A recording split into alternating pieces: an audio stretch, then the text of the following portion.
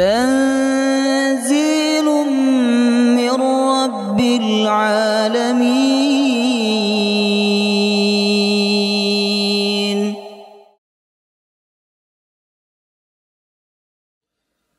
لقد جاءكم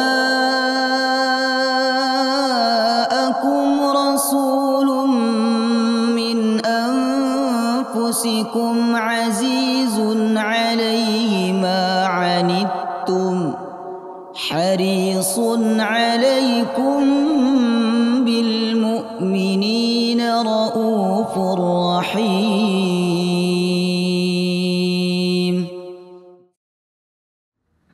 Alhamdulillah, kita wajib untuk bersyukur kepada Allah Subhanahu wa Ta'ala karena semua yang kita miliki dan semua yang kita pakai dalam hidup ini merupakan nikmat pemberian dari Allah Subhanahu wa Ta'ala. Salah satu nikmat yang harus kita syukuri yaitu nikmat kita digerakkan oleh Allah untuk berkumpul di dalam majelis ilmu, majelis yang sangat mulia. Sedikit pun tidak ada yang sia-sia ketika kita berada di dalam majelis ilmu, Bapak Ibu. Tapi ketika kita berada di dalam majelis-majelis yang lain, ya, ketika berkumpul dengan keluarga atau ketika berkumpul dengan teman-teman, mungkin di situ ada kesia-siaan. Tapi ketika kita berkumpul di dalam majelis ilmu, maka demi Allah tidak ada kesia-siaan sedikit pun. Semuanya kemuliaan, semuanya keutamaan. Bahkan ulama mengatakan seandainya seseorang itu sudah berniat datang ke majelis ilmu, sudah berniat untuk mendengarkan, berniat untuk memahami dengan sungguh-sungguh, tapi dia ternyata tidak bisa melawan rasa ngantuk, maka Allah akan tetap mencatat kemuliaan kepadanya. Jadi bagi panjenengan yang tertidur tetap mendapatkan kemuliaan majelis ilmu. Itu kalau tertidur. Tapi kalau sengaja tidur, maka dicabut kemuliaan majelis ilmu darinya. Semoga Allah Subhanahu wa taala memuliakan kita dengan ilmu dan amal. Amin ya rabbal alamin. Jemaah rahimakumullah, kita akan melanjutkan pembahasan kita dari kajian sirah Nabi sallallahu alaihi wasallam. Bulan atau pertemuan sebelum ini kita bahas Rasulullah SAW hijrah ke Taif. Lupa itu ada banyak faktor, ya. Yang pertama karena seseorang itu menganggap bahwa sesuatu tersebut tidak penting sehingga mudah dilupakan. Orang susah sekali lupa kepada uang, ya kan, kepada HP, Bapak Ibu. Kenapa? Karena mereka menganggap HP, uang itu sesuatu yang sangat penting. Jemaah rahimakumullah. Kemudian ketika seseorang itu lupa kepada ilmu atau tak lama setelah dia belajar dia lupa, jemaah rahimakumullah, itu sebenarnya salah satu faktornya karena dia menganggap ilmu itu tidak begitu penting. Orang yang menganggap ilmu itu amat sangat penting, sesuatu yang sangat dibutuhkan, maka dia tidak mungkin melupakannya.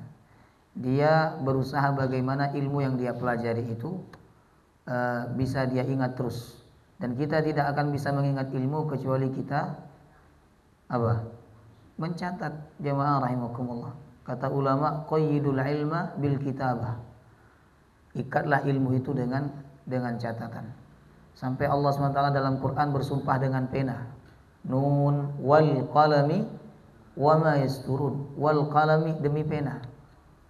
Ya, menunjukkan bahwa Allah Subhanahu wa taala menurunkan pena ke muka bumi ini sebagai bentuk kenikmatan, karunia bagi umat manusia, karena dengan pena itu manusia bisa mencatat ilmu. Kalau tidak ada pena, Bapak Ibu, ilmu ini akan hilang. Kita bisa mempelajari Al-Quran karena ada sahabat yang mencatat Al-Quran. Coba bayangkan kalau Al-Quran itu tidak dicatat, tidak ditulis, jemaah rahimakumullah, hanya dihafalkan, maka yang bisa membaca Al-Quran hanya orang-orang tertentu saja. Mereka yang hafal Al-Quran saja, ya.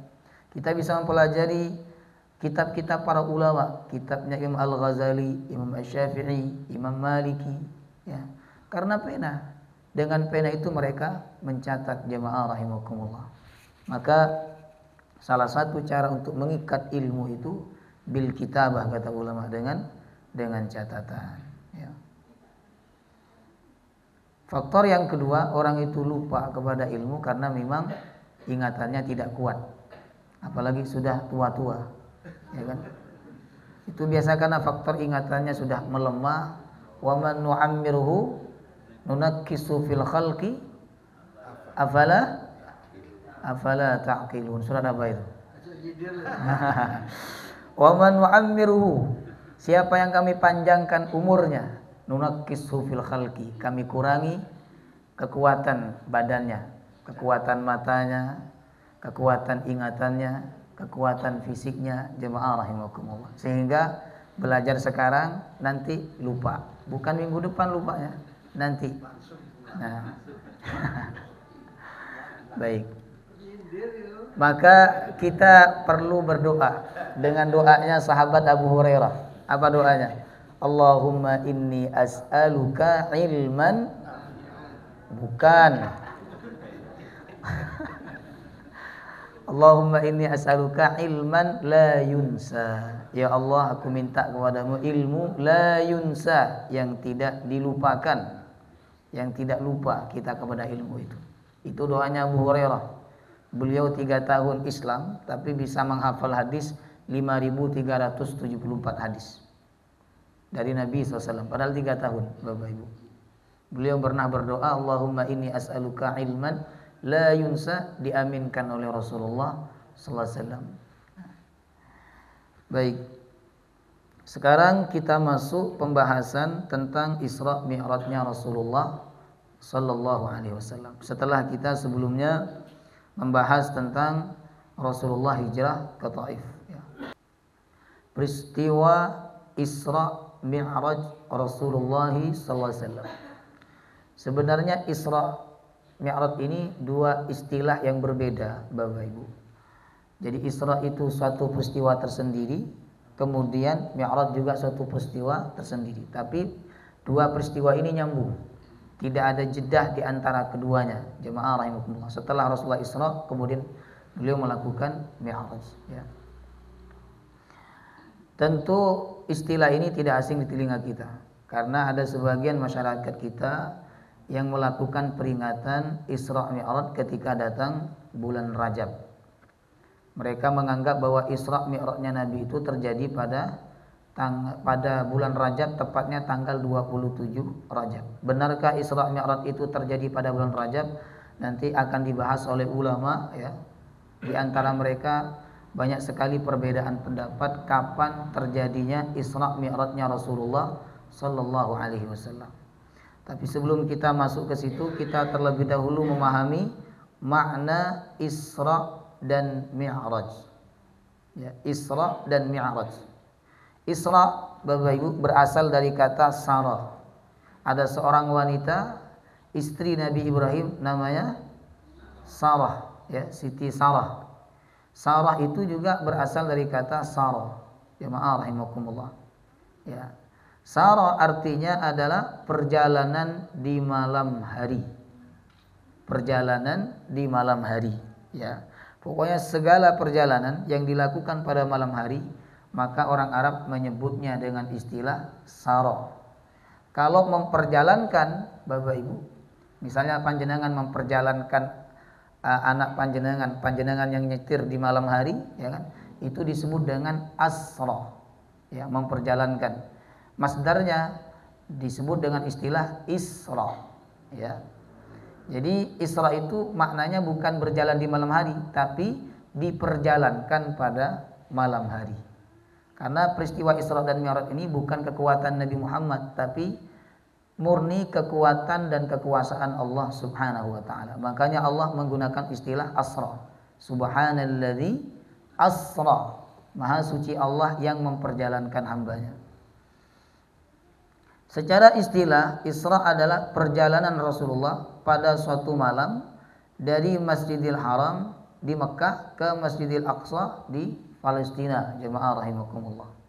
Sebenarnya kalau kita melihat sejarah, Bapak Ibu, Sesungguhnya Nabi sallallahu alaihi wasallam berangkat Isra dari Mekah ke Palestina. Ini startnya bukan dari masjid yang sekarang kita kenal dengan sebutan Masjidil Haram itu. Ya. Tapi startnya dari rumah beliau. Ya kan? Menuju Masjidil Aqsa. Kenapa Allah menyebut Masjidil Haram? Karena Masjidil Haram itu kata ulama, semua tanah suci Mekah, tanah haram itu termasuk dalam kategori Masjidil Haram. Ya. Termasuk juga nanti jemaah rahimakumullah, ketika kita berbicara Masjidil Aqsa, bukan hanya yang berbentuk bangunan itu, tapi area yang ada di Baitul Maqdis itu termasuk dalam kategori Masjidil Aqsa. Makanya Allah SWT menyebut lailan minal Masjidil Haram ilal Masjidil Aqsa. Kenapa Masjidil Aqsa yang dipilih sebagai tempat Isra-nya Rasulullah sallallahu alaihi wasallam? Kenapa bukan negeri Yaman? Kenapa bukan Madinah Al-Munawwarah? Padahal di Madinah itu banyak keluarganya Nabi, dan kelak Nabi akan hijrah ke Madinah. Ya kan? Kenapa bukan Taif? Bukankah Taif itu tempat di mana Nabi dirawat ketika masa kecilnya? Tapi yang dipilih oleh Allah Subhanahu wa taala sebagai tempat Isra-nya Nabi sebelum naik ke langit yaitu Masjidil Aqsa yang berada di Palestina. Nah, mengenai hal ini Bapak Ibu ulama berbeda pendapat ya. Jadi ada beberapa pendapat. Yang pertama, ini menurut Imam Ibnu Hajar ya, agar burak yang ditumpangi Rasulullah dapat naik ke langit bisa langsung lurus tanpa harus berbelok-belok lagi. Pendapat ini dasari pada riwayat Ka'ab al-Ahbar yang mengatakan bahwa pintu langit yang disebut dengan tangga malaikat berada persis di hadapan Baitul Maqdis. Ya. Pendapat yang kedua mengatakan karena Masjidil Aqsa merupakan tempat di mana mayoritas Nabi melakukan hijrah sebelum Rasulullah SAW. Oleh karena itu beliau diutus ke Masjidil Aqsa untuk mengumpulkan keutamaan-keutamaan yang tersebar di sana. Jadi rata-rata Nabi-Nabi sebelumnya hijrah ke Masjidil Aqsa. Makanya Allah sebut dengan Baitul Maqdis. Bait artinya rumah, Maqdis yang disucikan. Jamaah rahimakumullah.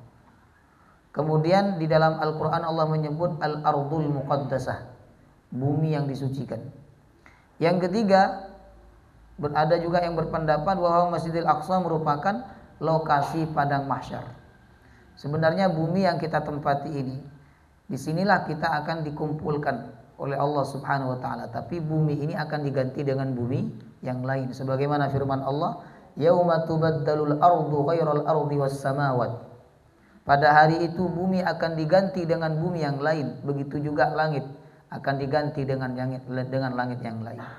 Nah, tepat bumi, bagian bumi yang dijadikan lokasi padang mahsyar oleh Allah SWT yaitu menurut sebagian pendapat adalah Masjidil Aqsa atau tanah Palestina. Jemaah rahimakumullah.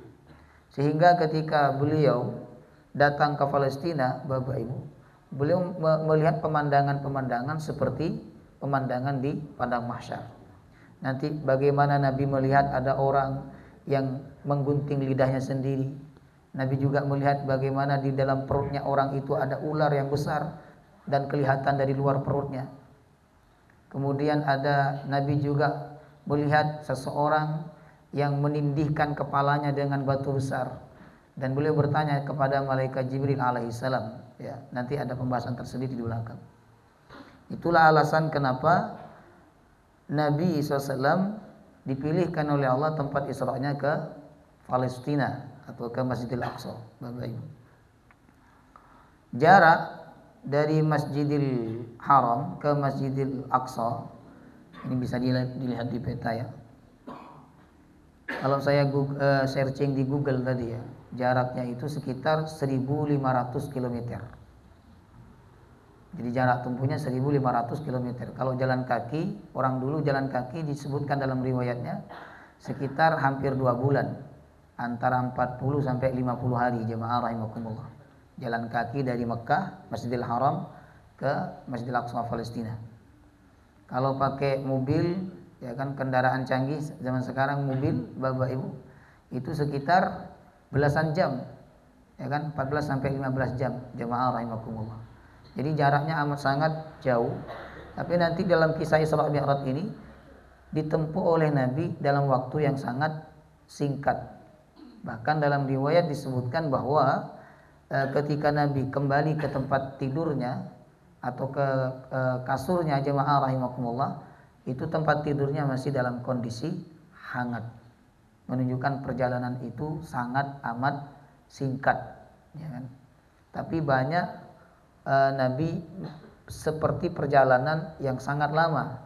Tapi sebenarnya perjalanan itu lama, cuman Nabi merasa perjalanan itu amat sangat singkat jemaah rahimakumullah.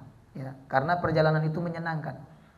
Perjalanan yang menyenangkan, yang lama terasa sebentar, Bapak Ibu. Perjalanan yang tidak menyenangkan, walaupun jaraknya dekat, terasa jauh, terasa lama jemaah rahimakumullah. Ya kan? Jadi sesuatu yang menyenangkan itu nggak kerasa waktunya, tahu-tahu sudah sampai, tahu-tahu sudah selesai. Orang kalau merasa senang kepada ilmu, jemaah rahimakumullah, datang ke pengajian, tahu-tahu loh kok sudah selesai. Tapi orang kalau tidak begitu cinta kepada ilmu, datang ke pengajian misalnya karena suatu ikatan komunitas, ya kan? Karena paksaan dari takmir dan sebagainya. Nah, datang itu waktunya merasa kok lama benar ustaz ini ceramah, ya kan? Apalagi ustaznya kalem, ya kan? Nggak lucu, itu sudah tanda itu ustaznya akan ditinggal nanti. Subhanallah. Kemudian yang kedua, Mi'raj. Mi'raj berasal dari kata araja. Secara bahasa artinya adalah naik. Jemaah rahimakumullah. Secara istilah, Mi'raj adalah naiknya Rasulullah ke Sidratul Muntaha. Ini tempat paling ujung di atas Bapak Ibu. Ya, kalau di bumi itu tempat paling ujung adalah di lapisan bumi yang ketujuh jemaah rahimakumullah. Tapi di atas tempat yang paling ujung, yang paling tinggi adalah Sidratul Muntaha. Tidak ada yang bisa masuk ke tempat itu kecuali Rasulullah sallallahu alaihi wasallam. Bapak Ibu. Jadi Mi'raj itu naik dari bumi ke langit, sedangkan Isra dari bumi ke bumi yang lain, ya. Jadi dari satu bagian bumi ke bagian bumi yang lain. Kalau saya gambarkan begini ya. Nah, ini Isra Mi'raj ini. Dulu tahun 2019 kalau ada orang begini ini sudah ramai ini. Ya kan? Kalau begini. 2019. Ya kan? Ini namanya Isra. Ya. Jadi perjalanan dari bumi ke bumi. Sedangkan Mi'raj itu yang ini. Dari bumi naik ke Sidratul Muntaha. Jemaah rahimakumullah. Ya, ini gambaran Isra dan Mi'rajnya Rasulullah SAW. Nah, sebenarnya kata ulama, Isra Mi'raj itu simbol hablum minan nas dan hablum minallah. Hubungan dengan manusia digambarkan atau disimbolkan dengan Isra, sedangkan hablum minallah disimbolkan dengan Mi'raj, Bapak Ibu. Ya. Nah, maka hidup kita harus menjaga dua ini, hablum minan nas dan hablum minallah. Hablum minallah saja, hablum minan nasnya tidak, maka tidak selamat. Atau sebaliknya juga tidak selamat. Ya, hablum minallah dan hablum minan nas. Jemaah rahimakumullah. Kemudian jumhur kaum muslimin sepakat bahwa perjalanan itu dilakukan Rasulullah dengan jasad dan ruh. Bukan ruhnya saja, jasadnya tertidur. Enggak begitu Bapak Ibu. Tapi dilakukan dengan jasad dan ruh. Ia merupakan salah satu mukjizat yang mengagumkan yang dikaruniakan Allah kepada Nabi SAW. Ya. Beda dengan orang tidur jemaah rahimakumullah. Orang tidur itu biasanya dalam tidur dia bermimpi, mimpi jalan-jalan ke Mekah, mimpi jalan-jalan ke Masjidil Aqsa, mimpi jalan-jalan ke Madinah dan sebagainya. Nah, peristiwa Isra dan Mi'raj ini bukan mimpi, ya. Bahkan bukan hanya ruh, tapi jasad Nabi juga ikut dalam peristiwa ini. Kalau jasad, kenapa waktunya ditempuh dalam waktu yang sangat cepat? Ini bagian daripada kekuasaan Allah. Allah yang menciptakan waktu, Bapak Ibu, maka Allah tidak butuh kepada waktu karena waktu itu makhluk. Allah yang menciptakan tempat, maka Allah SWT tidak butuh kepada tempat. Jemaah rahimakumullah. Sehingga jarak yang jauh bagi Allah tidak ada. Ya kan? Tempat yang jauh bagi Allah tidak ada. Semuanya dekat bagi Allah Subhanahu wa taala. Ya. Jadi kita sebagai orang muslim harus meyakini bahwa peristiwa itu terjadi jasad dan ruh. Kemudian dalil peristiwa Isra Mi'raj Rasulullah sallallahu alaihi wasallam. Yang pertama dalil Isra.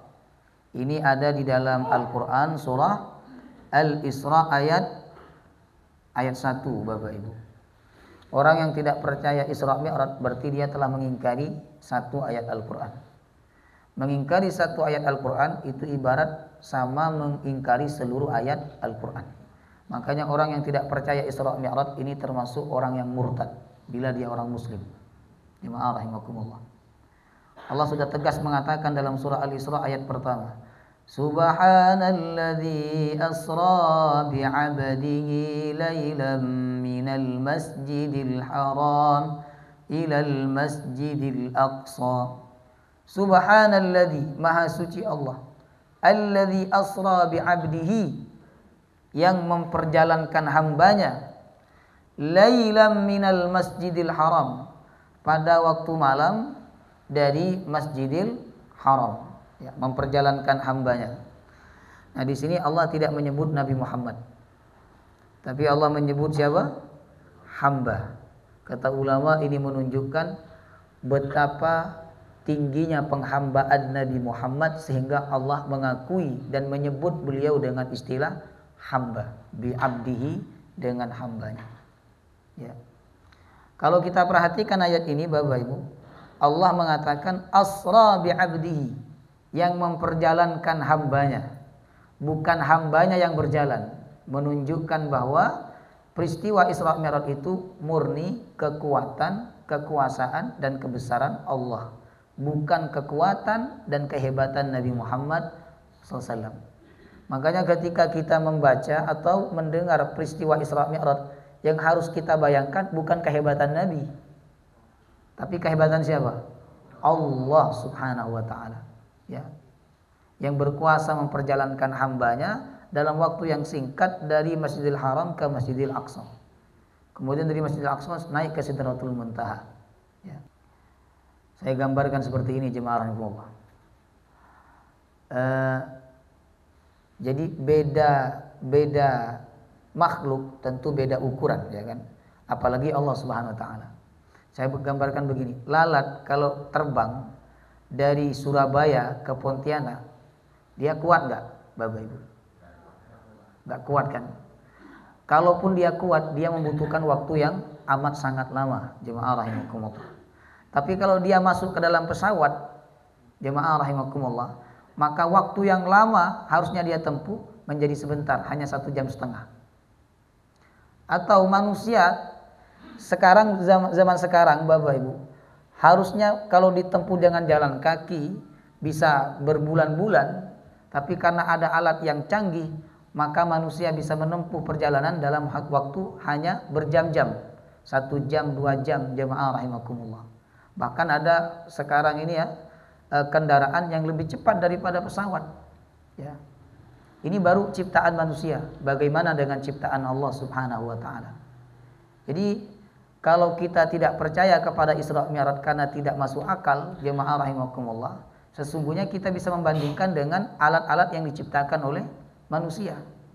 Bahwa dulu bisa ditempuh dengan perjalanan yang sangat jauh, ya, yang sangat lama, tapi sekarang bisa ditempuh dengan kendaraan yang sebentar langsung sampai, jemaah rahimakumullah. Kemudian di dalam ayat ini Allah menyebut bahwa Masjidil Aqsa itu masjid yang diberkahi. Alladzi barakna haulahu linuriyahu min ayatina, yang kami berkahi di sekelilingnya. Ya. Lalu dalil Mi'raj, jemaah rahimakumullah. Mi'raj ada di surah An-Najm ayat 13 sampai 18.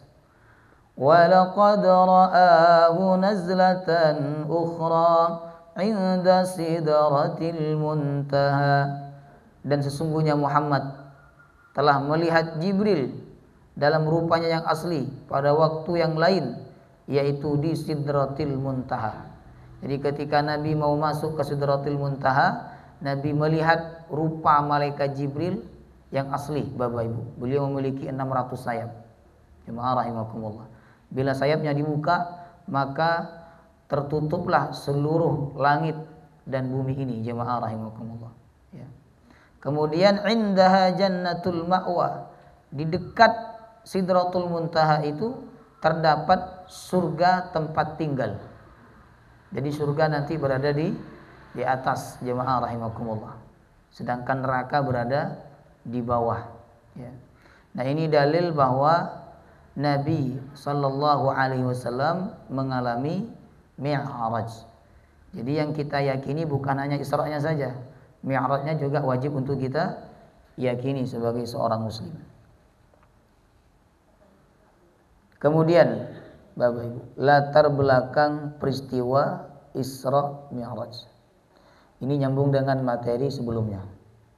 Jadi waktu Nabi mengalami kesedihan yang bertubi-tubi, mulai dari wafatnya paman beliau, ya, meninggalnya paman beliau yang bernama Abu Thalib.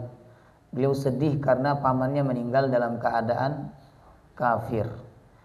Kemudian tak lama setelah itu beliau ditimpa kesedihan lagi. Kesedihan yang pertama belum selesai, ditimpa kesedihan berikutnya, yaitu meninggalnya atau wafatnya istri tercinta beliau yang bernama Khadijah radhiyallahu anha. Lalu beliau semakin sedih karena beliau ditekan, ya kan, tempat-tempat dakwah banyak ditutup oleh orang-orang kafir. Maka akhirnya beliau diperintahkan oleh Allah untuk hijrah kemana? Ke Taif, Bapak Ibu. Nah, perjalanan ke Taif beliau ditemani oleh anak angkatnya yang bernama Zaid bin Harithah. Sampai ke negeri Taif, harapannya supaya orang Taif menerima sehingga bisa membangun Islam di sana. Tapi ternyata semua di luar harapan, Bapak Ibu.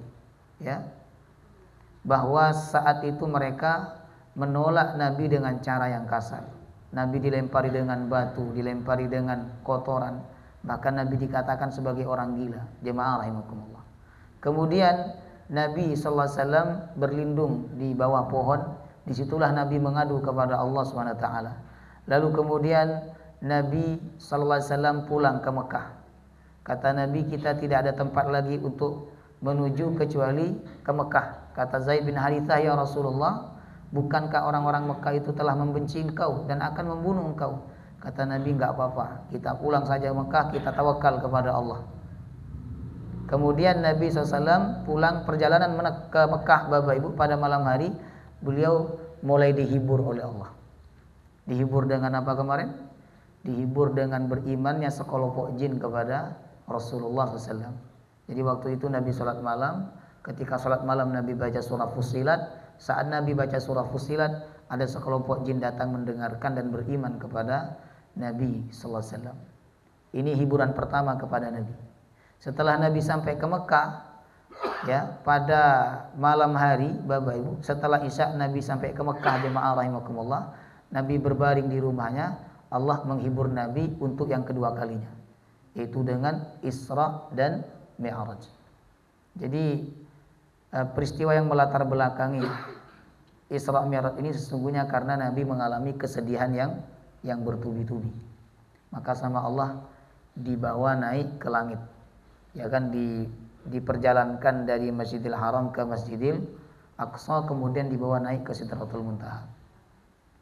Ada sebagian orang yang menjadikan peristiwa ini sebagai landasan bahwa salah satu cara ketika orang itu dalam keadaan sumpah, ya kan, dalam keadaan sedih, tertekan, dia harus perlu meninggalkan tempat di mana dia tinggal itu untuk sementara waktu berjalan-jalan, ya kan, pergi ke tempat rekreasi atau kemudian datang ke masjid dan lain sebagainya, jemaah rahimahullah, untuk menghibur diri. Sebab kalau panjenengan diam di rumah terus, ya kan, nggak pernah keluar, nggak kumpul dengan orang, tidak jalan-jalan jemaah rahimakumullah, ini lama-lama bisa stres kemudian kena stroke Bapak Ibu. Ya. Nah maka jemaah rahimakumullah perlu ada waktu di mana kita kata orang sekarang healing. Dan healingnya orang beriman itu yang paling baik adalah ke masjid. Ya, di masjid. Karena Isra'nya Nabi lailan minal masjidil haram ilal masjidil aqsa Bapak Ibu. Di sisi lain sebenarnya Isra Mi'raj ini selain hiburan bagi Nabi juga ujian bagi Nabi. Ujian bagi Nabi. Kenapa? Karena nanti Nabi bercerita kepada orang banyak enggak percaya Bapak Ibu. Saya semalam telah pergi ke Masjidil Aqsa, kemudian naik ke Sidratul Muntaha. Semua orang tidak percaya. Bahkan ada orang muslim yang murtad. Jemaah rahimakumullah. Hanya satu orang saat itu yang langsung percaya tanpa mikir-mikir. Siapa? Abu Bakar As-Siddiq radhiyallahu anhu. Ya, sedangkan yang lain, terutama orang-orang kafir Bapak Ibu mengatakan Nabi sebagai orang gila. Nabi sebagai orang yang tidak waras. Ya kan, mana mungkin perjalanan yang jauh bisa ditempuh dalam waktu 1 malam kata mereka. Ya. Jadi hiburan untuk Nabi, tapi di sisi lain juga Isra dan Mi'raj ini sebagai ujian bagi Nabi, bagaimana beliau bisa mempertahankan dan beliau bisa sabar dengan sikap orang-orang kafir ketika diceritakan Isra dan Mi'raj Bapak Ibu. Kita lanjut ya. Masa terjadi peristiwa Isra dan Mi'raj. Masa terjadinya ulama berbeda pendapat ya. Dalam kitab Sirah Ar-Rahiqul Makhtum yang ditulis oleh Sufyur Rahman Al-Mubakfuri ya, itu kitab sirah terbaik pada masanya. Terjadi 6 perbedaan pendapat kapan peristiwa Isra dan Mi'raj itu terjadi pada Rasulullah. Yang pertama terjadi pada tahun ketiga Rasulullah mendapatkan wahyu pertama. Ini pendapat Imam At-Tabari. Yang kedua terjadi 5 tahun setelah Rasulullah diutus sebagai Nabi. Ini pendapat Imam An-Nawawi dan pendapat Imam Al-Qurtubi. Yang ketiga terjadi pada malam 27 Rajab tahun 10 kenabian. Pendapat ini yang populer yang dipilih oleh Al-Mansurfuri. Jemaah rahimakumullah. Jadi kalau ada orang beranggapan Isra itu terjadi pada bulan Rajab, memang ada ulama yang berpendapat demikian. Ya. Cuman tidak pasti di bulan Rajab. Itu hanya sebagian pendapat ulama saja. Kemudian yang keempat, peristiwa ini terjadi 16 bulan sebelum hijrah ke Madinah. Tepatnya pada bulan Ramadan tahun 12 kenabian. Ya. Yang kelima, peristiwa ini terjadi 1 tahun 2 bulan sebelum hijrah. Tepatnya pada bulan Muharram tahun 13 kenabian. Yang terakhir Bapak Ibu, terjadi 1 tahun sebelum hijrah. Tepatnya pada bulan Rabiul Awal tahun 13 kenabian. Ya. Jadi terjadi perbedaan pendapat di kalangan ulama. Memang kalau kita bicara tentang sejarah Bapak Ibu, masalah waktu, tempat dan nama itu biasanya sering berbeda pendapat. Makanya dalam Al-Qur'an ketika Allah menyebut sejarah atau kisah, Allah tidak menyebut kapan terjadinya, di mana terjadinya, bahkan kadang Allah tidak menyebut nama. Jemaah rahimakumullah. Karena yang paling penting bagaimana kita mengambil pelajaran dari peristiwanya. Walaupun nama dalam beberapa kesempatan memang diperlukan untuk membedakan siapa yang menjadi pelaku dalam sejarah tersebut. Ya.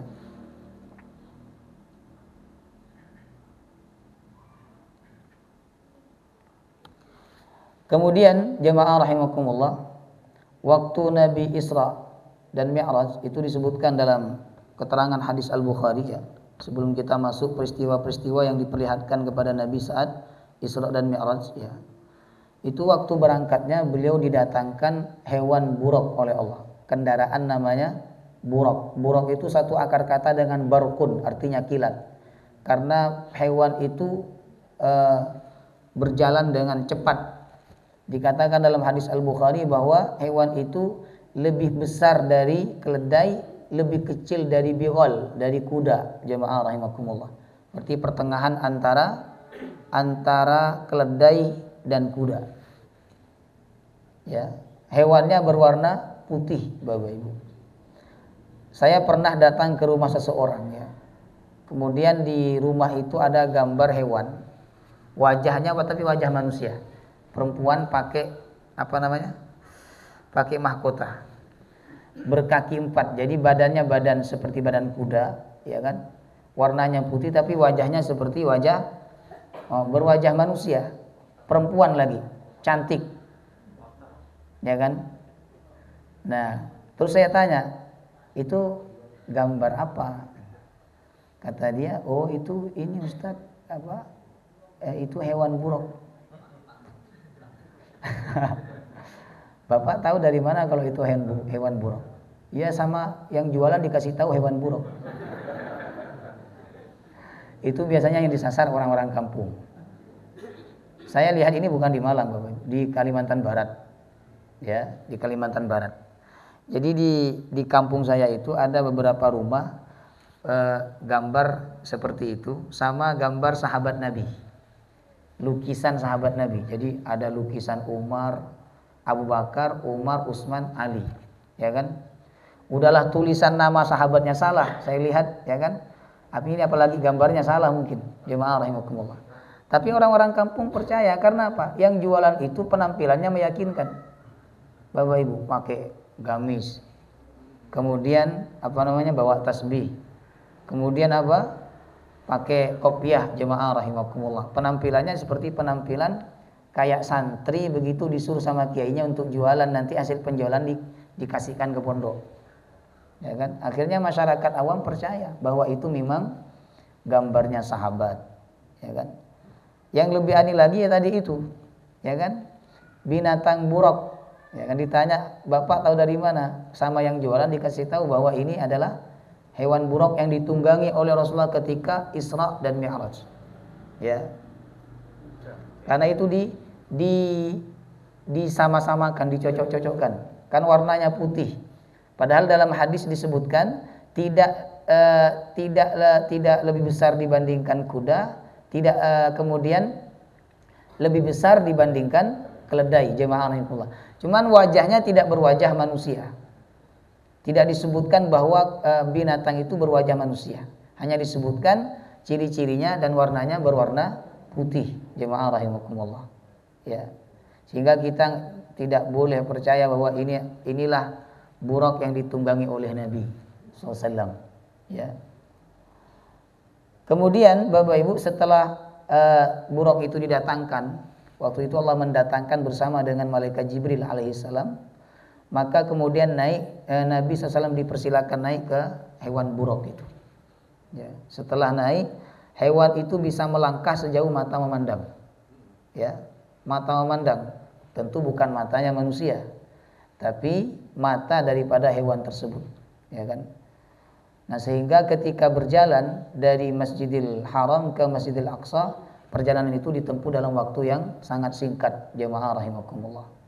Kemudian Nabi sampai ke Masjidil Aqsa, Nabi mengikat hewannya, hewan buruk itu diikat. Ya. Di mana nabi-nabi yang lain mengikat hewan di situ. Jadi sebelum Nabi datang, nabi-nabi yang lain sudah ada di situ, Bapak Ibu.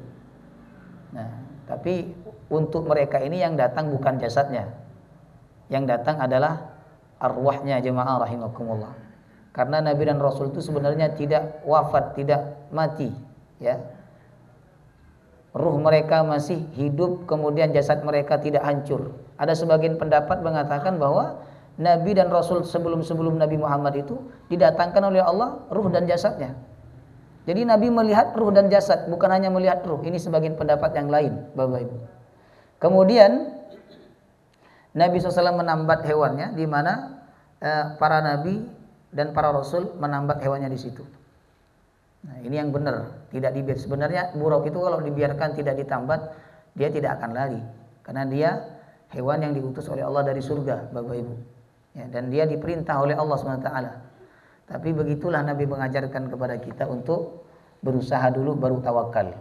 Ada sahabat bertanya ke Rasulullah, ya Rasulullah, saya ikat onta ini baru saya tawakal atau saya biarkan dan saya tawakal? Kata Nabi, ikat dulu baru tawakal. Ya. Setelah itu Nabi SAW masuk ke Masjidil Aqsa, Bapak Ibu. Kemudian Nabi sholat 2 rakaat berjamaah dengan para Nabi dan Rasul, dan yang menjadi imam saat itu adalah Rasulullah SAW.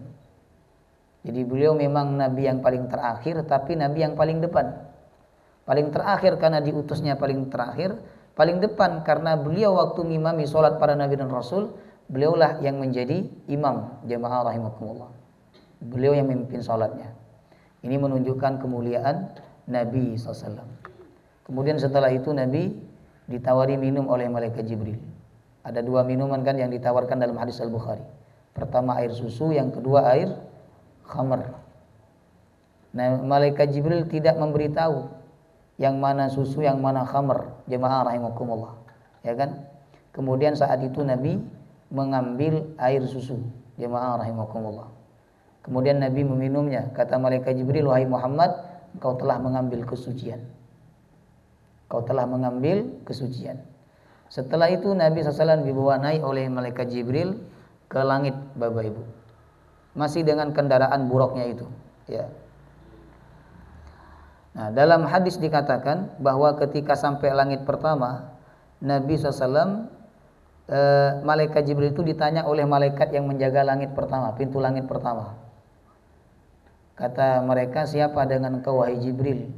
Kata malaikat Jibril, Muhammad. Apakah dia Rasul? Iya. Maka dibukakan pintu. Sampai seterusnya ditanya, Bapak Ibu, setiap langit malaikat Jibril itu ditanya sebelum dibukakan pintu langit oleh mereka.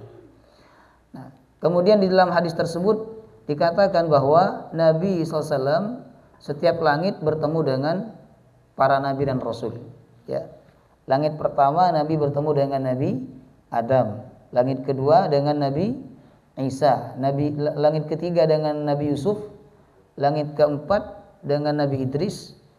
Langit kelima Nabi bertemu dengan Nabi Harun. Di langit keenam dengan Nabi Musa, dan di langit yang ketujuh dengan Nabi Ibrahim. Ini menunjukkan kemuliaan Nabi Ibrahim, yang mana Allah tempatkan beliau di langit ketujuh. Waktu itu ketika Nabi bertemu dengan Nabi Ibrahim, Nabi melihat Nabi Ibrahim sedang bersandar di Baitul Ma'mur. Baitul Ma'mur itu Ka'bahnya Ahlus Sama. Di Baitul Ma'mur itulah mereka bertawaf, para malaikat, Bapak Ibu. Ya. Nah, itu cerita tentang Isra dan Mi'rajnya Rasulullah. Kemudian Rasulullah naik lagi ke atas ke Sidratul Muntaha, yang pada akhirnya beliau bertemu dengan Allah. Ulama berbeda pendapat apakah beliau bertemu langsung dengan Allah ataukah ada hijab penghalang antara beliau dengan Allah Subhanahu wa taala. Bapak Ibu. Nanti kelanjutan kisahnya kita akan bahas di poin berikutnya. Baik. Ini peristiwa-peristiwa yang diperlihatkan kepada Nabi saat Isra Mi'raj. Ya. Sebenarnya banyak Bapak Ibu, tapi saya sebutkan 4 saja. Yang pertama, diperlihatkan sekelompok orang yang digunting bibirnya. Bibirnya digunting, jemaah rahimakumullah. Dengan gunting dari api neraka, bukan dengan gunting dunia. Gunting dari api neraka itu panas, jemaah rahimakumullah. Disentuhkan aja bibirnya sudah hancur, apalagi diguntingkan Bapak Ibu, ya. Jadi azabnya 2, rasa panas, kemudian rasa sakit karena digunting. Ya. Kemudian Nabi sallallahu alaihi wasallam bertanya kepada malaikat Jibril, "Ya Jibril, man haula?" Wahai Jibril, siapa mereka itu? Maka kemudian malaikat Jibril menjawab, "Haula'i khutaba'u min ummatik." Mereka itu adalah para muballigh di antara umatmu. Ya'muruna an-nasa bil birri. Mereka memerintahkan orang lain untuk melakukan kebaikan. Wa yansawna anfusahum. Tapi mereka melupakan diri mereka sendiri. Nauzubillah min zalik, ya. Jadi yang menggunting bibirnya atau yang digunting bibirnya dengan gunting dari neraka itu bukan pezina, ya, bukan orang yang meninggalkan sholat, Bapak Ibu, tapi para penceramah, para mubaligh, ya. Tapi tidak semua mubaligh, ya, tidak semua mubaligh, hanya mubaligh yang tidak mengamalkan apa yang dia sampaikan. Ya, dia menerangi orang lain tapi dia membakar dirinya sendiri, seperti lilin. Jemaah rahimakumullah. Makanya kalau panjenengan lihat ustaz, itu harus didoakan. Ya Allah, semoga ustaz itu bisa mengamalkan ilmunya. Karena ustaz yang tidak mengamalkan ilmunya disebut oleh Allah dalam surah Al-Jum'ah, Allah persamakan dengan keledai. Matsalul ladzina hummilut taurata thumma lam yahmiluha kamatsalil himari yahmilu asfar. Matsalul ladzina hummilut taurah, perumpamaan orang-orang yang dipikulkan kepadanya Taurat. Ini berbicara tentang orang Yahudi yang alim Taurat. Thumma lam yahmiluha, tapi mereka tidak mengamalkannya. Kamatsalil himar, seperti keledai. Yahmilu asfara, yang membawa banyak kitab tapi tidak mengambil manfaat dari kitab itu. Ya. Betapa hinanya orang yang berilmu tapi tidak mengamalkan ilmunya, jemaah rahimakumullah. Allah persamakan dengan keledai, bukan dengan kambing, bukan dengan sapi, bukan dengan onta. Keledai itu binatang yang sangat bodoh, Bapak Ibu. Ya, banyak pemahamannya tapi tidak diamalkan. Itulah kata Allah sama seperti keledai. Ya. Jadi hafal ini, hafal itu, bisa ini, bisa itu, tapi nggak ada pengamalan. Itu keledai, jemaah rahimakumullah. Itu tanda ilmunya tidak bermanfaat. Tidak, yang penting ilmu ini Bapak Ibu bermanfaat. Walaupun sedikit bermanfaat itu lebih baik daripada banyak tapi tidak bermanfaat, jemaah rahimakumullah. Orang dulu itu ilmunya nggak sebanyak sekarang. Dulu banyak nggak Ustaz?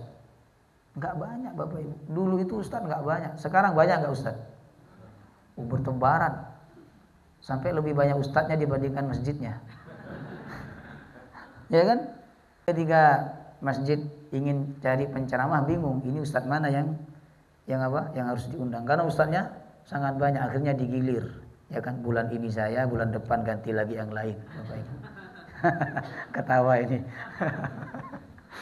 Ya, jadi saking banyaknya ustadz itu. Sekarang ilmu banyak, jemaah rahimakumullah. Yang tidak banyak apa? Ilmu yang bermanfaat, Bapak Ibu. Kalau dulu ilmu itu orang-orang berilmu, artinya yang wawasannya tidak begitu banyak. Saya masih ingat orang-orang dulu itu belajar di pondok pesantren hanya Sulam Taufik, ya kan. Kiai-kiai dulu Safinatun Najah, ya kan. Paling tinggi ya Bulughul Maram, jemaah rahimakumullah. Sekarang kitab-kitab itu banyak Bapak Ibu, kemudian yang dipelajari juga tinggi-tinggi. Ya kan, sampai ada sekarang ini orang yang mengaku bisa bahasa Suryani dan sebagainya. Ya kan? Artinya apa? Saking tingginya ilmu itu. Sampai bisa bahasa hewan, ya kan? Bahasa semut, bahasa malaikat, bahasa hujan, bisa semua. Ya kan? Tapi bahasanya sama, makoli semua.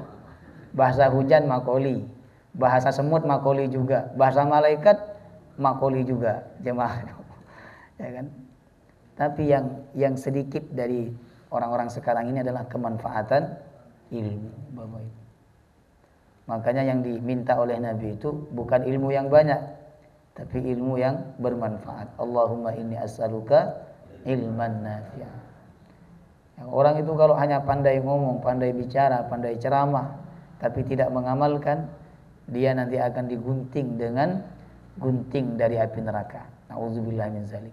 Ya. Maka kalau lihat ustaz, doakan, ya Allah semoga ustaz itu bisa mengamalkan ilmunya dan bermanfaat ilmunya. Ya. Gak apa-apa yang dipelajari sedikit tapi bermanfaat, Bapak Ibu. Ilmu itu kalau bermanfaat, ucapan kita akan tajam dan masuk ke dalam hati orang yang mendengarkan. Orang dulu itu kalau berucap langsung masuk ke dalam hati, jemaah rahimakumullah. Kenapa? Ilmunya bermanfaat. Mereka wara', ya. Sampai dikisahkan oleh guru saya, orang dulu, Bapak Ibu, ya, itu kalau hujan tidak mau ngiyup di bangunan bank. Maaf ya, orang ini saya cerita orang dulu bukan orang sekarang ya. Ketika kata guru saya, orang dulu itu kalau hujan tidak mau ngiyup di bangunan bank. Karena mereka menganggap bank itu sesuatu yang syubhat. Ada yang mengatakan haram, ada yang mengatakan halal, sehingga ini masuk dalam perkara syubhat. Akhirnya apa? Ketika mereka menasihati anaknya, menasihati muridnya, nasihat itu langsung masuk. Akhirnya banyak murid-muridnya jadi kiai, ya kan? Jadi ustadz dan sebagainya. Nah, kalau kita jemaah rahimakumullah, bukan hanya ngiyup di bank, kita ini masuk ke dalam bank, jemaah rahimakumullah. Ini saya tidak memastikan ya bahwa bank itu haram dan sebagainya, enggak. Tapi kalau saya pribadi menganggap bank itu termasuk dalam perkara syubhat. Ada ustadz yang bilang halal kalau bank itu bank negara. Tapi kalau bank itu bank swasta haram dan sebagainya. Karena ada transaksi riba di dalamnya. Ada yang mengatakan haram semuanya. Jadi ada yang bilang halal, ada yang bilang haram. Maka termasuk dalam perkara syubhat, jemaah rahimakumullah. Kemudian Bapak Ibu, berikutnya yang kedua, diperlihatkan sekelompok orang yang perutnya besar dan berisi ular terlihat dari luar. Siapa mereka? Baca hadisnya ini. Kira-kira siapa? Ada perut di dalam ular. Ada ular di dalam perutnya. Jemaah rahimakumullah. Hah? Siapa di sini? Haula'i akalatur riba. Mereka adalah orang yang memakan harta riba. Jadi kalau panjenengan makan harta riba itu sedang makan apa? Ularnya besar apa kecil? Besar, jemaah rahimakumullah. Jadi sekarang ini banyak orang yang makan ular, Bapak Ibu. Ya. Makan ular itu di perutnya besar, ada ularnya. Jemaah rahimakumullah. Kenapa? Karena yang dimakan oleh dia harta riba. Nauzubillahi min dzalik. Maka sebisa mungkin jauhi riba, Bapak Ibu. Karena ini perkara yang diharamkan oleh Allah Subhanahu wa taala. Kemudian mencium aroma yang sangat wangi. Nabi mencium aroma yang sangat wangi. Nabi bertanya kepada malaikat Jibril, "Ini bau wangi dari mana?" Kata malaikat Jibril, "Hadza rihu qabril masyitah wa banatiha wa zawjiha." Ini dari kuburannya Masyitah dan anak perempuannya dan suaminya. Ya. Yang mana rela masuk ke dalam parit api atau ke dalam air yang mendidih, jemaah rahimakumullah, karena mempertahankan agamanya. Kemudian yang keempat yang diperlihatkan kepada Nabi yaitu diperlihatkan pahala memberikan pinjaman sebanyak 18 kelipatan. Subhanallah. Jadi kalau panjenengan dipinjemin duit sama orang dan panjenengan ngasih pinjaman, ini pahalanya 18 kali lipat Bapak Ibu dibandingkan sedekah. Disebutkan dalam hadis riwayat Imam Ibnu Majah, jemaah rahimakumullah. Karena orang yang meminjam ini sudah pasti butuh. Tapi orang yang kita sedekahi belum tentu orang itu butuh. Atau orang yang meminta-minta belum tentu dia butuh. Jemaah rahimakumullah, karena banyak orang yang meminta-minta itu bersandiwara. Tapi orang yang meminjam, jemaah rahimakumullah, kebanyakan di antara mereka adalah orang yang memang betul-betul membutuhkan. Maka ketika kita memberikan pinjaman, Bapak Ibu, itu pahalanya 18 kali lipat dibandingkan sedekah. 3 hal yang diberikan kepada Nabi saat Isra Mi'raj. Ya. Jadi waktu Nabi berjalan, melakukan perjalanan Isra Mi'raj, kemudian naik ke Sidratul Muntaha, pulangnya beliau bawa 3 oleh-oleh. Biasanya kan kalau orang perjalanan jauh bawa oleh-oleh, jemaah rahimakumullah. Nah, oleh-oleh itu bukan untuk istrinya, bukan hanya untuk anaknya, bukan hanya untuk keluarganya, tapi untuk umatnya. Apa 3 oleh-oleh Nabi? Yang pertama disebutkan dalam hadis riwayat Imam An-Nasa'i. Yang pertama adalah salat 5 waktu. Kenapa Allah kasih salat? Kenapa Allah tidak kasih puasa saat itu? Kenapa Allah tidak kasih baca Quran saat itu? Tapi Allah kasih salat. Itu ada cerita disebutkan dalam kitab Al-Fawaidul Mukhtarah, jemaah rahimakumullah. Jadi ceritanya waktu Nabi dekat dengan Allah, berdialog dengan Allah, bagaimana pertemuan seorang kekasih dengan kekasihnya. Nabi waktu itu tidak mau pulang, tidak mau turun ke bumi, Bapak Ibu. Karena Nabi sudah merasakan betapa nikmatnya dekat dengan Allah. Bagaimana ketika orang dekat dengan kekasihnya, itulah yang dialami oleh Nabi. Ya. Ketika Allah menyuruh Nabi untuk pulang ke bumi karena tugas dakwah, Nabi waktu itu tidak mau. Jemaah rahimakumullah. Kalau udah kadung mendapatkan kenikmatan bersama Allah. Maka kata Allah, wahai Muhammad, aku akan ganti kenikmatan kau dekat bersamaku, engkau berdialog denganku ini, aku akan ganti dengan sholat. Maka Allah perintahkan sholat kepada Nabi dan kepada umatnya. Oleh karena itu Bapak Ibu, ketika Nabi sedih, ketika Nabi susah, biasanya Nabi menghibur diri dengan apa? Dengan sholat.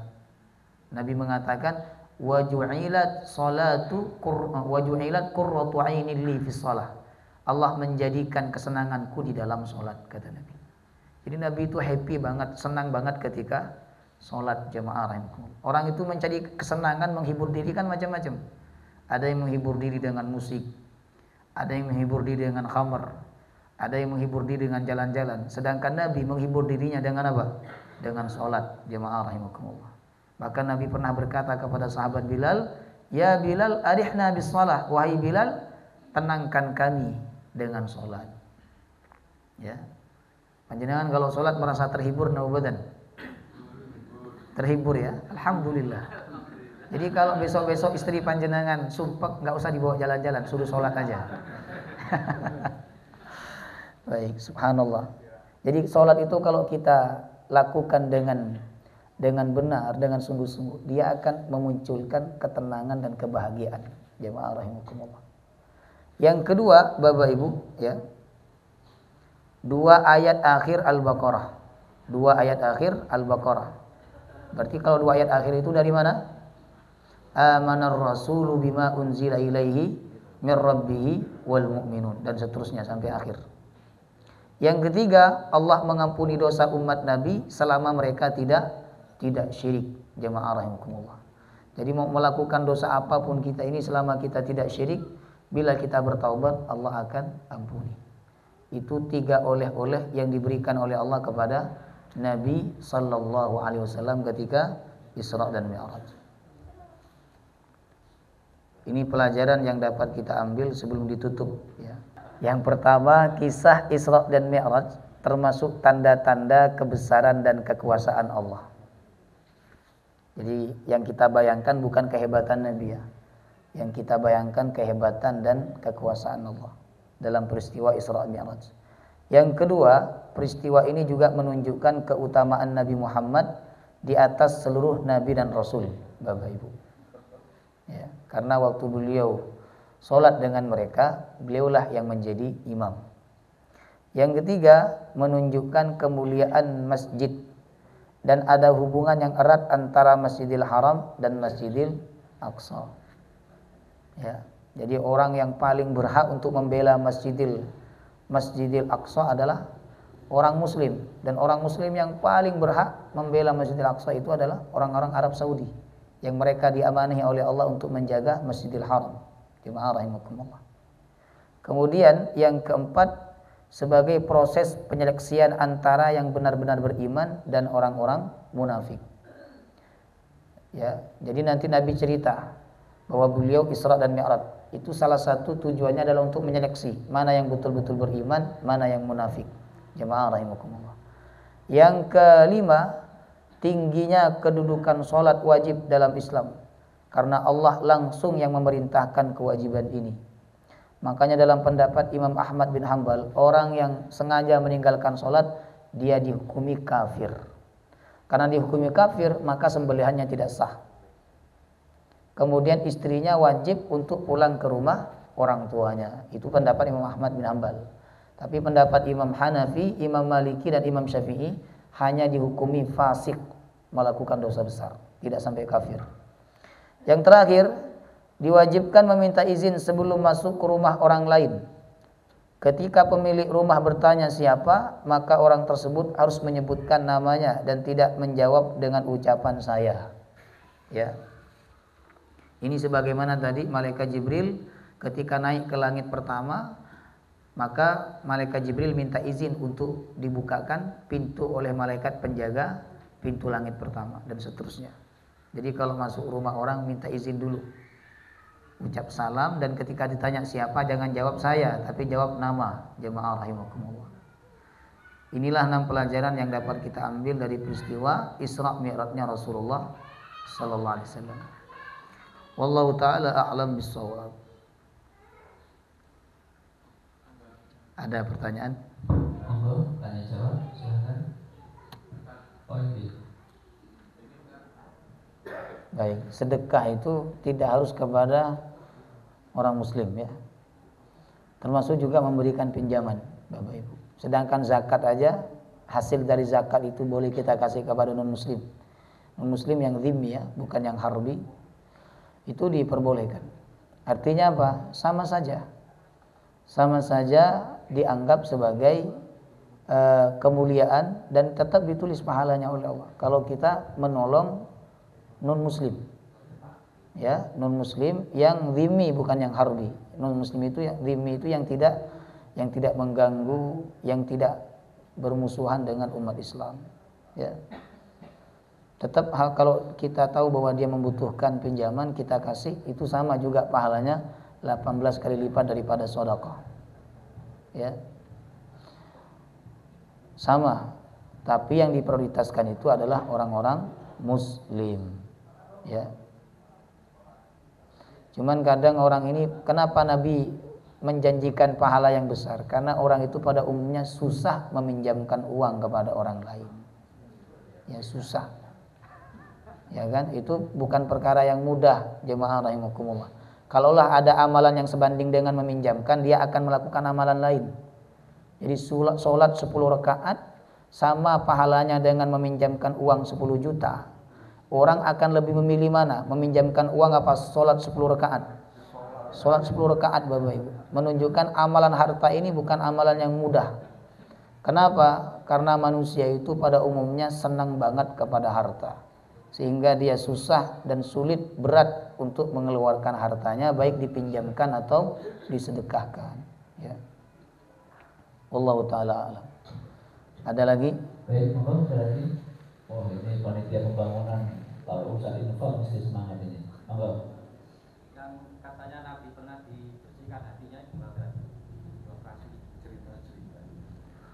Oh, sudah saya jelaskan itu. Tapi 2 tahun yang lalu mungkin. Awal-awal beliau masih usia kanak-kanak. Jadi ada beberapa kali beliau dibedah ya, Bapak Ibu. Termasuk juga sebelum peristiwa Isra Mi'raj. Jadi sebelum Nabi berangkat ke langit, jemaah rahimakumullah, sebelum berangkat Isra, itu dalam satu riwayat Nabi dibedah juga. Teman tadi saya tidak sampaikan ya. Jadi dibedah, diambil hatinya, dibersihkan dengan air Zam-Zam. Itu menunjukkan bahwa hati manusia ini nggak akan sampai kepada Allah kecuali hatinya bersih ya. Maka untuk sampai kepada Allah, bertemu dengan Allah, waktu itu sebelum berangkat Nabi dibersihkan dulu hatinya. Bagian-bagian syaitan itu dibersihkan oleh malaikat Jibril ya. Setelah itu ditutup. Dalam riwayat ada 4 kali Nabi dibedah oleh malaikat Jibril. Ketika usia 4 tahun, waktu Nabi berada di kampung Bani Sa'ad. Kemudian ketika ketika usia 30 tahun, kemudian yang kedua ketika mau diangkat menjadi Nabi dan Rasul, yang ketiga ketika beliau mau dibawa Isra dan Mi'raj oleh malaikat Jibril. Jadi ada kurang lebih 4 kali beliau dibedah, dan bekas bedahannya itu masih ada. Pernah diperlihatkan oleh Nabi kepada sahabat Anas bin Malik ya. Tapi kita nggak boleh mencontoh ya, nggak boleh mencontoh, nggak baik. Wallahu taala alam. Baik, Bapak Ibu, sampun nggih? Baik, alhamdulillah. Kenapa tadi saya maju? Soalnya jamnya itu wajib semua. Takutnya ustaznya itu masih jam berapa gitu. Nah, ini saya maju ke sini. Baik, terima kasih. Alhamdulillah kajian kita tentang sirah Nabawi atau cerita terkait